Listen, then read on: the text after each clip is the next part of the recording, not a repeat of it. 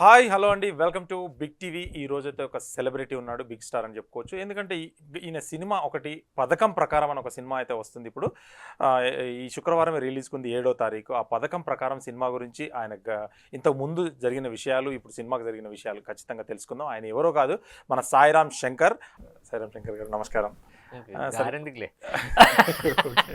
అనే ఏంటంటే ఒక పథకం ప్రకారం సినిమా టైటిల్, ఒక పథకం ప్రకారం మంచి టైటిల్ పెట్టారు. సినిమా కూడా బాగుంటుందనే ఒక ఖచ్చితంగా ఉంది. సినిమా క్లైమాక్స్ కావచ్చు, ఒక ఇంటర్వ్యూలు కావచ్చు. ఇటీవలే మీరు ఒక, ఎందుకంటే కొత్త కాన్సెప్ట్ కూడా ఒక రిలీజ్ చేశారు, ఒక 10 పట్టుకుంటే 10,000 రూపాయలు. దాని గురించి మీరు చెప్పండి మా వాళ్ళకి.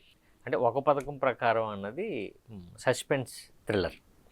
అందులో విలన్ ఎవరో చెప్పగలిగితే, అంటే ఇంటర్వెల్కి మనం ఒక స్లిప్ ఇస్తాం, ఆ స్లిప్లో పలానా క్యారెక్టర్ విలను అని రాసేసి మాకు అక్కడున్న ఒక మా పర్సన్కి ఇచ్చేస్తే, ఇంటర్వెల్ తర్వాత క్లైమాక్స్ చూసిన తర్వాత మీరు రాసింది ఉందనుకుంటే అక్కడికి వెళ్తే మీలాగా కానీ ఇంకెవరైనా రాస్తే అందులో ఒక లక్కీ డ్రా వేసి ఒక్కరికి మాత్రం 10,000.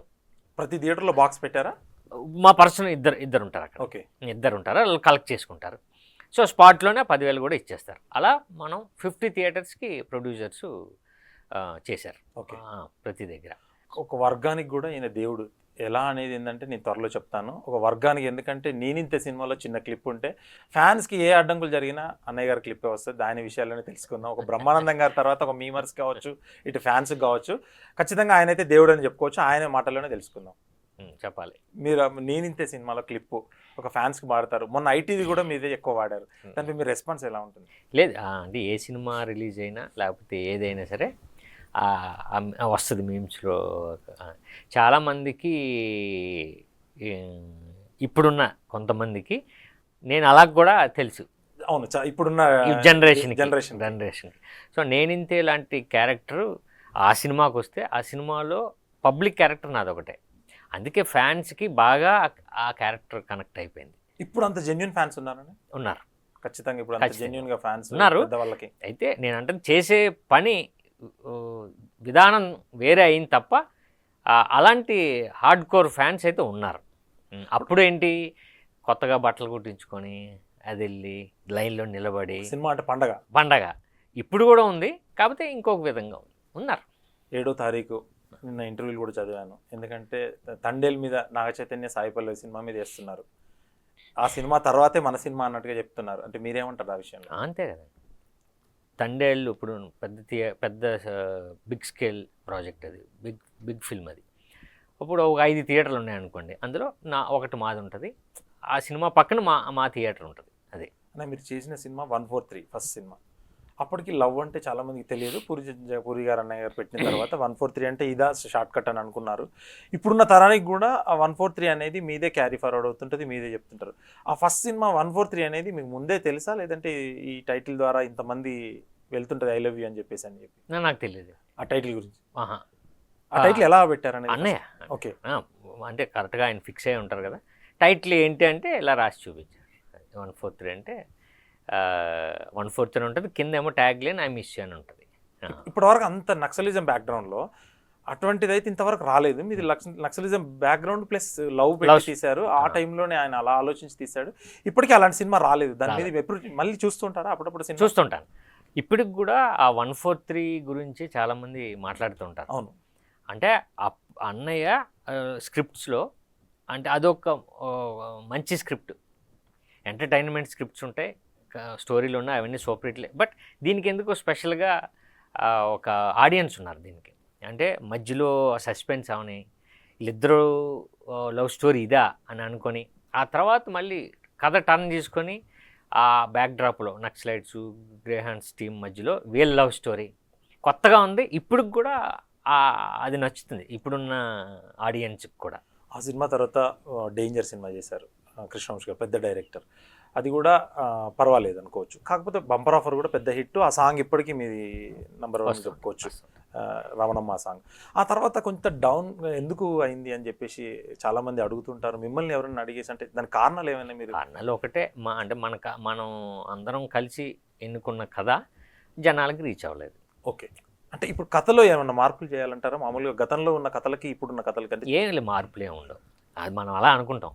గతంలో కథ ఇదేమంటారు అంటే దాన్ని? పర్స్పెక్షన్ చూసే విధానం. చూసే విధానం ప్లస్ ఆడియన్స్ మారిపోయారు, లేకపోతే ఇప్పుడున్న జనరేషన్ వేరు ఇలా అంటున్నారు. కానీ కథ మీ కథలో కాదు, ఏ కథ అయినా సరే బాగున్నప్పుడు ఆదరిస్తున్నారు. ఫర్ సపోజ్ ఎప్పుడు కూడా అన్ని ఇంటర్వ్యూలు చెప్పేది ఏంటంటే సంక్రాంతికి వస్తున్నాం, అవును మరి ఎందుకు ఆడింది?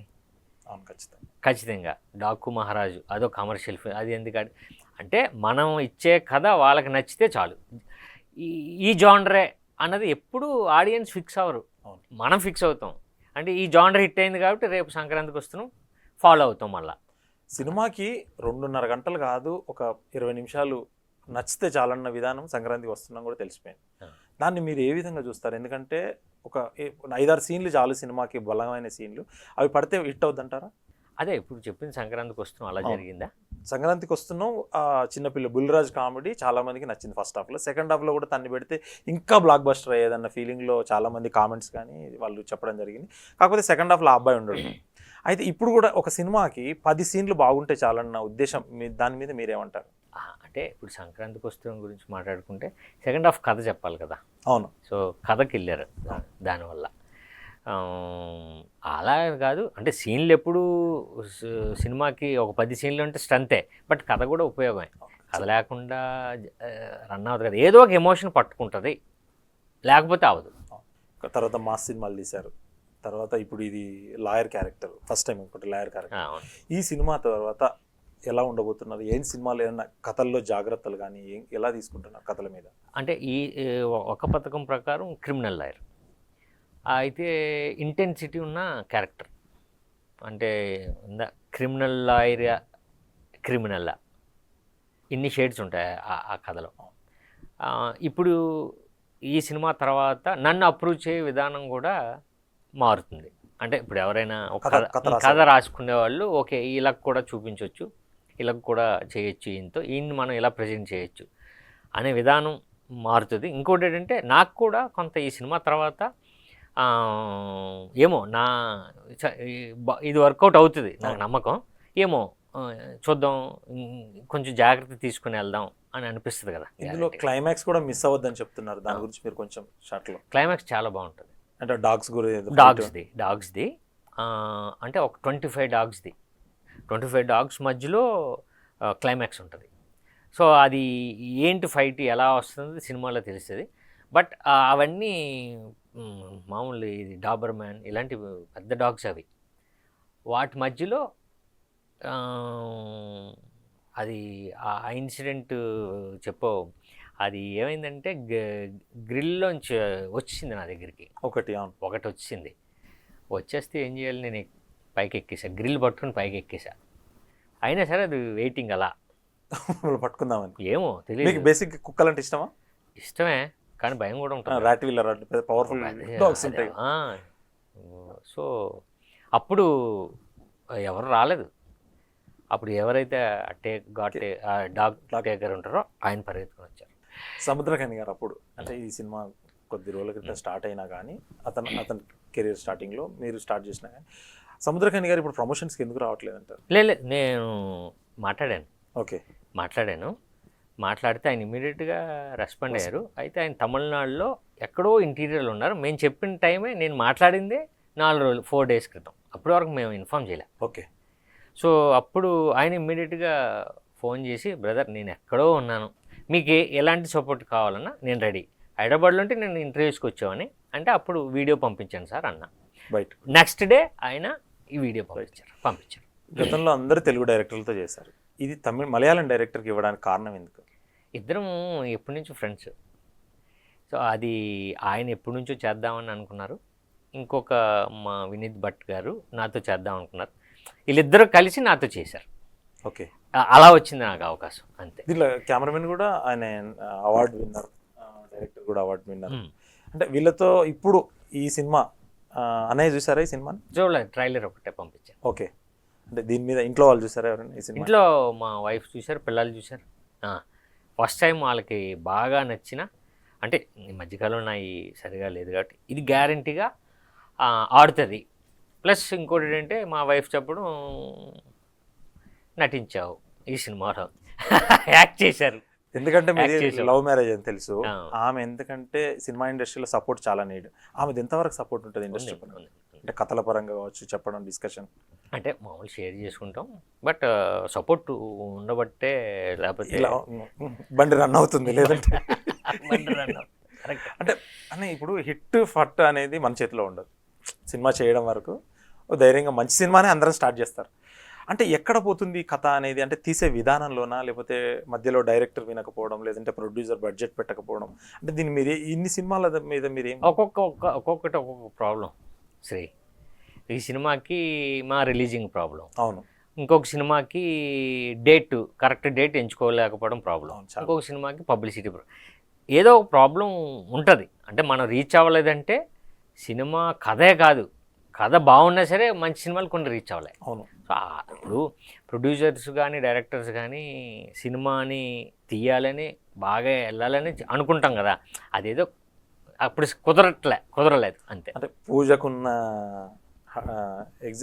ఎగ్జైట్మెంట్ ఎండింగ్ వరకు ఉండట్లేదు ప్రొడ్యూసర్కి ఖచ్చితంగా. ఎందుకంటే చేద్దాం అనే లోపే ఇక డ్రై అయిపోయేసరికి, కొంచెం బడ్జెట్ పెరిగేసరికి అంత ఇన్వెస్ట్ ఆయన కూడా చేస్తారు పాపం, కానీ ఆయన కూడా సినిమా హిట్ అవ్వాలనే చేస్తారు కాబట్టి పరిస్థితి అలా వచ్చేది అంతే. సో అది ఎవరిది తప్పు కాదు, అది ఆ పరిస్థితి. ఇప్పుడు రమణమ్మ సాంగ్ తర్వాత నెక్స్ట్ మీ మ్యూజిక్లో అంటే, ఎందుకంటే మీకు 2-3 సాంగ్స్ ఉన్నాయి, డేంజర్ కావచ్చు, ఈ సాంగ్ కావచ్చు. ఆ తర్వాత ఈ మ్యూజిక్ మీద మీరు కాన్సన్ట్రేట్ చేసుకుంటే ఖచ్చితంగా ఒక నెంబర్ 1గా, అంటే మ్యూజిక్ పరంగా కావచ్చు, లవ్ పరంగా కావచ్చు, ఇప్పుడు యాక్షన్ పరంగా కూడా తీయచ్చు. అటువైపు ఎందుకు ఆలోచించట్లేదు, అంటే మ్యూజిక్ పరంగా ఏదన్నా? అదే ఇప్పుడు అన్నీ ఒకసారి సెట్ అవ్వాలి. ఈ సినిమాకి సాంగ్స్ బాగున్నాయి. సాంగ్స్ బాగున్నాయి. ఈ 2 సాంగ్స్ సిద్ శ్రీరామ్ గారు పాడారు, రాహుల్ రాజ్ గారు మ్యూజిక్ చేశారు. 2 సాంగ్స్ చాలా వరకు ఉన్నాయి. ఇవి 2 సాంగ్స్ నిలబడతాయి చాలా వరకు. అంటే బంపర్ ఆఫర్ ఎక్కడ పెళ్లి జరిగినా బంపర్ ఆఫర్ సాంగ్ అయితే ప్లే అవుతుంది. ప్లే అవుతుంది. దానివల్ల మీరు ఇంకా అది 143 2 ప్లే అవుతాయి. 143 ఇప్పటికీ రింగ్ టోన్స్ చాలా మంది పెట్టుకుంటారు మొబైల్కి. ఇంకా పోతే అన్నయ్య గురించి సపోర్ట్ ఏమన్నా, అన్నయ్య నుంచి ఎలా వచ్చింది ఇప్పుడు సపోర్ట్ ఈ సినిమాల పరంగా, ఇట్లాంటి కెరియర్ పరంగా ఏమన్నా ఇట్లా అప్ అండ్ డౌన్స్ ఉంటూనే ఉంటాయి కామన్గా, తన నుంచి ఎంత సపోర్ట్ మీరు ఎలా తీసుకుంటున్నారు? అంటే ఇప్పుడు ఈ సినిమాకి అయితే ట్రైలర్ పంపించాను, బాగుందన్నారు. ఈ స్కీమ్ కూడా చెప్పా, మన 10,000ది కొంచెం జాగ్రత్త చేయండి, సస్పెన్స్ కదా, కొంచెం జాగ్రత్తగా అది ఓపెన్ అవ్వకుండా చేయండి అని సజెషన్స్ ఇచ్చారు.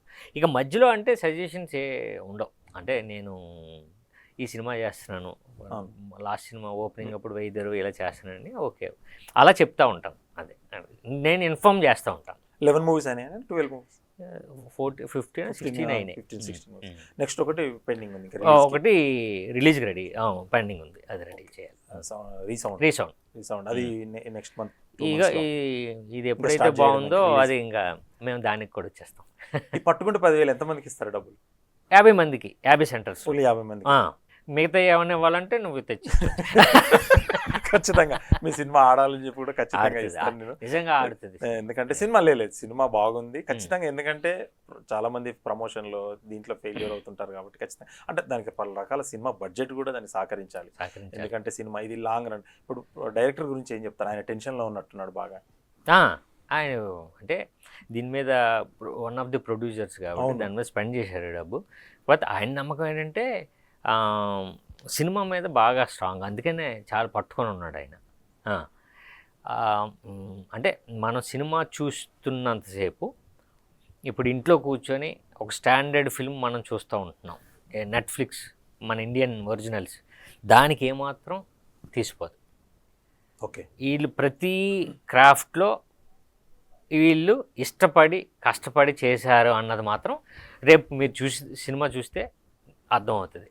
ఈ డైరెక్టర్ కృతజ్ఞతగా మీరు ఆర్టిస్ట్ని కూడా చేసినట్టున్నారు ఆయన్ని. చేసే సినిమాలో ఇంకేం చేసాం లాస్ట్ నీ పర్యవేక్షణలో ఆయన డైరెక్టర్ నుంచి ఆర్టిస్ట్గా ఎందుకు చేయాలనుకున్నారు? అది మన డైరెక్టర్ ఆయనలో ఆ కోణం చూసారేమో. అంటే ఆ తర్వాత సినిమా ఆఫర్లు వస్తున్నాయి, అట్లా ఆయనకి బిజీ అయిపోయాడు. దీంట్లో టెన్షన్గా ఉన్నాడు. ఇప్పుడు ఇంక అయిపోతే ఇక్కడ డైరెక్టర్ కమ్ ఆర్టిస్ట్గా సెటిల్ అయిపోతాయి. ఇప్పుడు నేను ఇంతలో రవితేజకి ఫుల్ ఫ్యాన్, రియల్ లైఫ్లో ఎవరికి ఫ్యాన్? అందరూ ఫ్యాన్స్. అంటే స్మార్ట్ ఎలా అంటే స్మార్ట్ ఏం లేదు. ఇప్పుడు ఆర్టిస్ట్గా ఒకరిని తీసుకుందాం అంటే ప్రతి ఒక్కరిలో ఒక్కొక్క క్వాలిటీ ఉంటుంది. నాకు ఫ్యాన్స్ ఎప్పుడు అవుతారంటే ఈ సినిమాకి నాకు ప్రమోట్ చేసిన వాళ్ళందరూ నా ఫ్యాన్స్. ఓకే, ఇప్పుడు లాస్ట్ సినిమా అని సాయిధరం తేజ్ గారు కానీ నాగ చైతన్య గారు వీళ్ళందరూ చాలా ప్రమోట్ చేశారు ఈ సినిమాకి. రవితేజ గారు, రామ్ గారు. కానీ నాగ చైతన్యకే పోటీగా రిలీజ్ చేస్తున్నారు ఇప్పుడు. పోటీ అని అబ్బాయి పోటీ కాదు అది. అంటే ఇప్పుడు అది ఇందాక మాట్లాడుకుంది, అది ఒక 100 థియేటర్స్ ఉంటాయి మంది, నెంబర్ ఆఫ్ థియేటర్స్ ఉంటాయి. మనమేమో చిన్న కౌంట్ థియేటర్స్ అంతే, మనం చిన్న రిలీజ్ చేసుకుంటున్నాం కాబట్టి. అంటే రియల్ లైఫ్లో ఇప్పుడు డైరెక్టర్ ఎవరి డైరెక్షన్లో చేయాలనుకుంటున్నారు? ఇప్పుడు యానిమల్ సినిమా చూశారు, అర్జున్ రెడ్డి సినిమా చూశారు, మిగతా ఇప్పుడు చాలా సినిమాలు వస్తున్నాయి. అంటే ఇప్పుడు అప్పుడు డైరెక్టర్స్ వేరు, కొంత ఇప్పుడు అంటే మనకి ఏం వయసు అయిపోలేదు కానీ సినిమా చేయడానికి రెడీ. ఇప్పుడు ఈ డైరెక్టర్ అయితే బాగుంటుందా, లేదంటే వీడి కింద అసిస్టెంట్తోనైనా మనం కత్తిందామన్న పొజిషన్లో ఏ డైరెక్టర్ అంటే? ఎప్పుడు నాకు ఆలోచన రాదు, నాకు రాదు, వీళ్ళతో చేయాలనే ఆలోచనే ఉండదు నాకు. కనీసం మ్యూజిక్ అదే అంటున్నాను, నాకు అసలు ఆలోచన లేవు. నాకు వచ్చిన సినిమా, నా డైరెక్టరు, నా మ్యూజిక్ డైరెక్టరు, అంతే, దాన్ని పట్టుకుని వెళ్ళిపోతాను.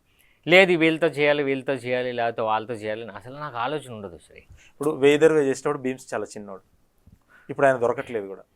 వేదర్వే సినిమాకును ఇప్పుడు సంక్రాంతి వస్తున్న సినిమా మధ్యలో ఒక 10 సినిమాలు పెద్ద సినిమాలు చేస్తున్నాడు. ఎందుకంటే ఆయన ఇప్పుడు స్కై అయిపోయినట్టుగా ఇండస్ట్రీలో మాట్లాడతారు. ఆయన గురించి మీరు ఏం చెప్తారు? మీ సినిమాకి వర్క్ చేసినప్పుడు ఆయన నిజంగానే మీ సినిమా తర్వాతనే ఆయన హై అయ్యాడు. అంటే అప్పటికి ధమాకా అవుతుంది కానీ రిలీజ్ కాలేదు. అది మాకు ఉపయోగపడింది. అవును, నిజంగానే భీమ్స్ గారి ఆప్షను ఒక బిజినెస్ పరంగా అవుతామని ఆయన ఆడియో పరంగా కావచ్చు ఉపయోగపడ్డారు. అవును, ఆ తర్వాత ధమాకా అయింది. మన తర్వాత చాలా పెద్ద సినిమాలు చేస్తున్నా దీనికి మాత్రం ఇంట్రెస్ట్. ఆయన మధ్య మధ్యలో ఈవెన్ బండి మీద వచ్చేవాడు, మన యాక్టింగ్ ఎప్పుడు చేసేవాడు, ఆఫీస్కి చేసేవారు. సో ఈ సినిమాకి ఆయన ఏం ఒప్పుకున్నారో, ఏం చేయాలి, ఆ సినిమా మన సినిమాకి అది చేశాడు వైద్యురవైకి. కాకపోతే ఇప్పుడు కూడా ఆయన తెలుసు కదా, అంటే ఇప్పుడు అన్నట్టు సూపర్ హిట్ రీసెంట్గా సూపర్ హిట్. ఇప్పుడు మళ్ళీ సినిమాలు ఉన్నాయి ఖచ్చితంగా. ఇప్పుడు మళ్ళీ రవితేజ గారి సినిమా చేస్తున్నాడు. ఆయన ఇంకా దూసుకెళ్ళిపోతారు, వెళ్ళిపోతారు. అంటే ఆయన మళ్ళీ ఇప్పుడు మన సినిమాకి చేయాలని కూడా కోరుకుంటున్నాం. కోరుకోవాలి, కోరుకుంటే అప్పుడు మనకు ఆ బడ్జెట్ వచ్చినట్టు. అవును, మనం సక్సెస్ఫుల్ ఉన్నాం అంతే. ఇకపోతే సినిమాల హీరోయిన్స్ గురించి ఎలా? అశిమాన్ నర్వాల్ అని మనకి ఇక్కడ తెలుగులో చేసింది, అలానే సినిమా కూడా చేసింది. పటాస్ హీరోయిన్ ఏమో శృతి సోది, ఇందులో పోలీస్ ఆఫీసర్ క్యారెక్టర్. సో వీళ్ళిద్దరు.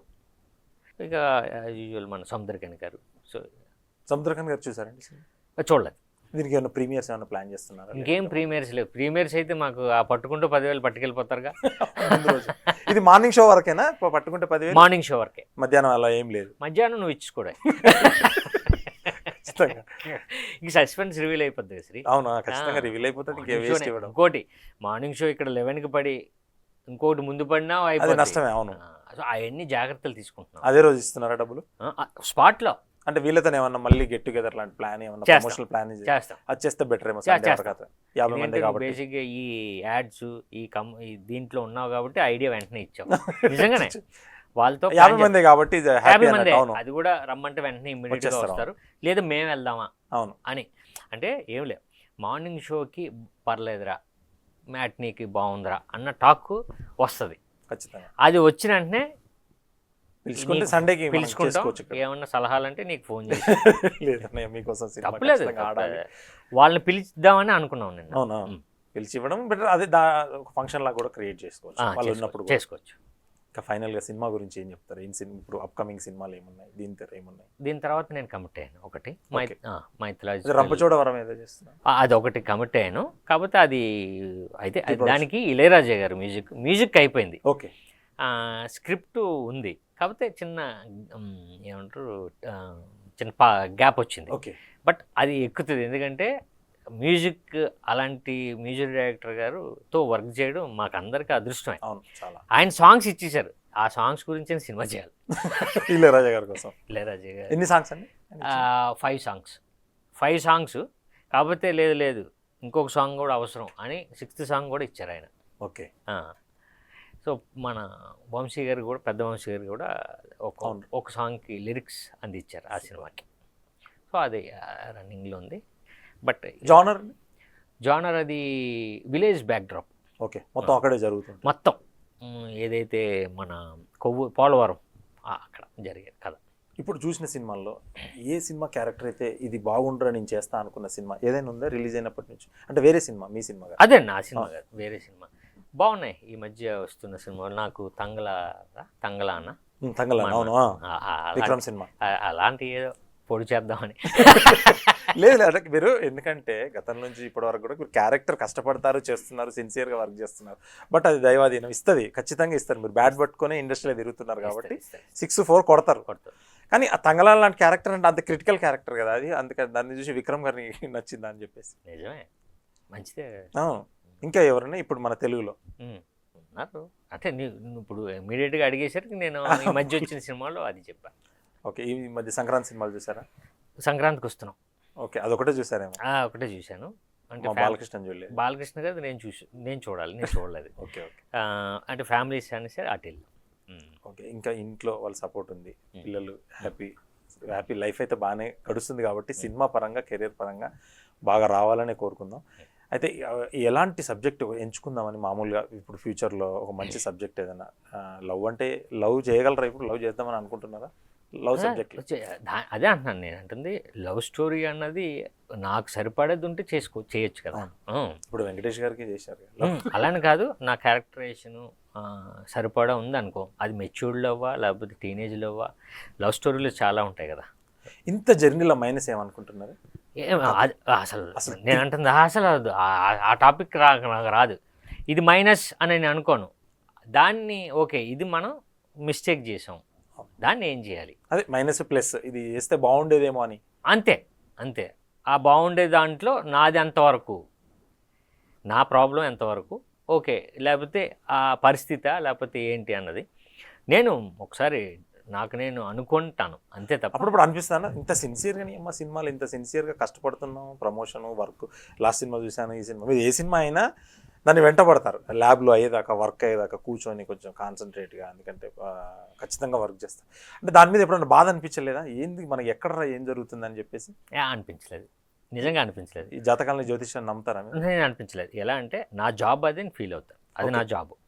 అంటే ఇంత సిన్సియర్గా చేసినా ఒక్కసారైనా ఎక్కడో దగ్గర ఇంట్లో వాళ్ళు కూడా అనడము ఏదో ఒకటి జరుగుతుంటుంది కదా. ఇప్పుడు ఇంట్లో అందరూ సపోర్ట్ మనలాగా కాదు కదా, మనకు సపోర్ట్ ఉంటారు అంతే కదా. మనకన్నా కొంచెం ఎక్కువ ఆలోచిస్తారు ఇంట్లో. మన వేరు, మన ఆలోచించేది వేరు కదా ఉంటుంది. ఇలా చేస్తున్నాం డిస్కషన్లో, అవును అలాగా అది కరెక్ట్ కాదు కదా అని ఉంటుంది. బట్ నేనేంటంటే మనం ఒక ప్రొడ్యూసర్ మన మీద ఇన్వెస్ట్ చేశారు, ఒక డైరెక్టర్ నమ్మొచ్చాం, దీన్ని ఎంతవరకు తీసుకెళ్ళగలం అంతవరకు నేను తీసుకెళ్తాను. లాస్ట్ మూమెంట్లో ఒక్కొక్కసారి వదిలేస్తారు. వదిలేసినప్పుడు ఇంకేమవుతుంది, ఇంకంతే. నా చేతుల్లో లేనంతవరకు నేను వెళ్ళేంతవరకు నేను ఉంటా. ఓకే, నా చేతుల్లో లేని పని అది కొన్ని, అప్పుడు ఇంకా తప్పలేదు కొన్ని. ఖచ్చితంగా ఇప్పుడు మీ అన్నయ్య గారు ఎలక్షన్ అయిపోయింది అంటే పార్టీలు ఇప్పుడు ఏం లేరు కాబట్టి తను ఇప్పుడు హెడ్ వర్డ్కి వచ్చేసాడు గణేష్ అన్నయ్య. ఎందుకు అంటే మామూలుగా ఇప్పుడు కలిసి అప్పుడైతే బిజీగా ఉన్నారు, ఇంట్లో అప్పుడు కుదరలేదు మాట్లాడారు. ఇప్పుడు అప్పుడప్పుడు వస్తున్నాడు. మీరు కూడా ప్రచారం చేసినట్టున్నారు కదా? వెళ్ళాను అప్పుడు 3 times కూడా వెళ్ళాను. అవును, ఇప్పుడు అన్నయ్య ముగ్గురు కనీసం ఇప్పుడు కలుసుకోవడానికి వీలుగా ఉంటుంది. ఇప్పుడు ఆకాష్ గారు ఎలా ఉంటారు మీరు? ఇప్పుడు ఆయన కూడా ఇప్పుడు ఒక సినిమా కమిట్ అయ్యాడు, అదే జరుగుతుంది. ఆయన ఏమైనా సూచనలు సలహాలు మీ దగ్గర? లేదు, ఎవరు కూడా వాళ్ళే, ఎవడి పేజ్ వాడేనా? ఎవరి పేజ్ వాళ్ళు నిజంగా అది ఉండదు డిస్కషన్. బట్ ఆ డెమో ఏదో చూపించారు మనం షూట్ చేసి. దీనికి హెడ్ మాస్టర్ పూరి గారు కాబట్టి ఇంకా ఖచ్చితంగా ఆయనే అలా ట్రైనింగ్ అయిపోయారు. పిల్లలు, మీ ఇద్దరు పిల్లలు, మీ చిన్నమ్మాయి అయితే చాలా ఇంకా, ఎందుకంటే హైపర్ అంటే ఎంత అంటే హైపర్. ఇప్పుడు ఏం చదువుతున్నారు? స్కూల్ చదువుతారు, ఇద్దరు ఆడపిల్లలే. పెద్ద దాని పేరు జనన్య, చిన్నదాని పేరు రహన్య. అయితే ఇంకా వాళ్ళ సపోర్ట్ ఎలా ఉంటుందన్న? మా నాన్న హీరో అని చెప్పేసి అలా ఇంకా వాళ్ళు ఏమన్నా అంటుంటారా, నాన్న మంచి సినిమా ఇది, ఫైట్ యాక్షన్ ది, లేకపోతే ఇది నచ్చింది బాగా సినిమా, ఈ సినిమా చూసారు, నచ్చింది, వాళ్ళకి 10,000 ఇచ్చారా? అది తెలిసిపోయిన తర్వాత ఎలా ఇస్తాం? అంటే ముందే చెప్పారా? అంటే ఇంటర్వ్యూలో అమ్మ మీ చిన్న పాపకి చెప్పనుంటే తెలియదు, వాళ్ళకి మీ చిన్న అమ్మాయికి చెప్తే ఏమన్నా చెప్పేదేమో, అసలు తెలియదు. ఓకే, గెస్ట్ చేయలేదులే, వాళ్ళు గెస్ట్ చేయలేరు, ఊరికే లేదు. అంటే ముందే సినిమా చూసేటప్పుడు నువ్వు గెస్ట్ చేసి చెప్పరా నీకు డబ్బులు ఇస్తాను అని చెప్పేసి లేదు, అలా ఏం చెప్పలేదు. కాకపోతే చూసిన తర్వాత అనుకోలేదు, ఇలాంటి ఇదే ఉంటుంది కదా. ఎందుకు చూడాలి సినిమా అనేసి మా ప్రేక్షకులకు చెప్తే ఖచ్చితంగా ఈ వారం ఖచ్చితంగా ఈ సినిమా చూద్దాం మనం. బిగ్ టీవీ కింద మీరు కామెంట్లు కూడా పెట్టండి ఇంటర్వ్యూ కింద. దీని గురించి మీరు 10,000 కాకపోయినా నేను ఖచ్చితంగా కామెంట్కి రిప్లై ఇస్తాను. మీరు విలన్ పేరు చెప్తే దాని గురించి కూడా చెప్తాం. ఇప్పుడు సాయి రవిశంకర్ గారే చెప్తారు దాని గురించి. అంటే ఒక పథకం ప్రకారం అన్నది మేము చెప్తుంది సస్పెన్స్ థ్రిల్లర్ అని. సస్పెన్స్ అంటే బాగా ఇష్టం మనకు అందరికీ. విలన్ అవడం అన్నది మనకి సినిమా బిగినింగ్ నుంచి ఎండ్ క్లైమాక్స్ వరకు మనల్ని వెంటాడుతూనే ఉంటుంది. మనం కూడా షిఫ్ట్ అవుతూ ఉంటాం, ఒకరిని ఫాలో అవుతాం, ఇది కాదని ఇంకొకరికి వెళ్తాం. సో అది మాకు ఆడియన్ని ఎంగేజ్ చేస్తుంది అని నాకు గట్టి నమ్మకం. ప్లస్ కథలో ఒక లవ్ స్టోరీ కానీ ఒక ఎమోషన్ కానీ ఇవన్నీ ఉంటూ మంచి సాంగ్స్ ఉంటాయి. ఫుల్ ప్యాక్డ్ సినిమానే. బట్ మెయిన్ ఎలిమెంట్ మాత్రం ఆ సస్పెన్స్ మా సినిమాకి చాలా ప్లస్ ఉంటుంది. ఇంకొకటి నేను అనుకుంటుంది, వీళ్ళు ఏదో సినిమా వీళ్ళు చెప్తున్న రేంజ్లోనే ఉంది. ఎందుకంటే ప్రతి క్రాఫ్ట్లో వీళ్ళు బాగా పనిచేశారు.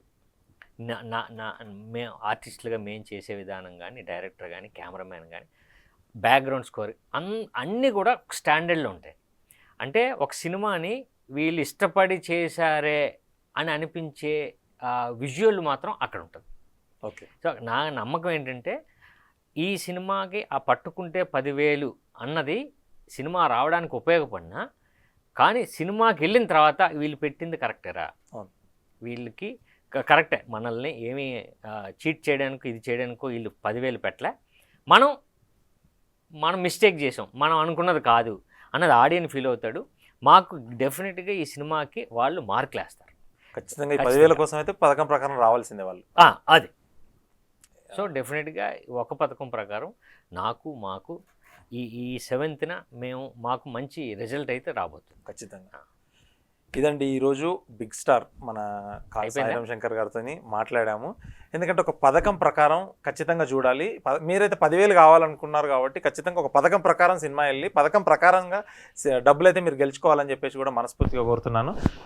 ఖచ్చితంగా ఈ 10,000 రూపాయలు అయితే మీకే రావాలి ఖచ్చితంగా అని చెప్పి ఎంతమంది చూస్తారో చూడాలి ఖచ్చితంగా ప్రతి సినిమా.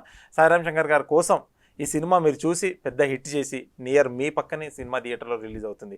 మీ ఊర్లోనే వచ్చి సినిమా అయితే ఖచ్చితంగా రిలీజ్ అవుతుంది. మీరు కూడా 10,000 కోసం విన్ అవ్వడానికి చూడండి.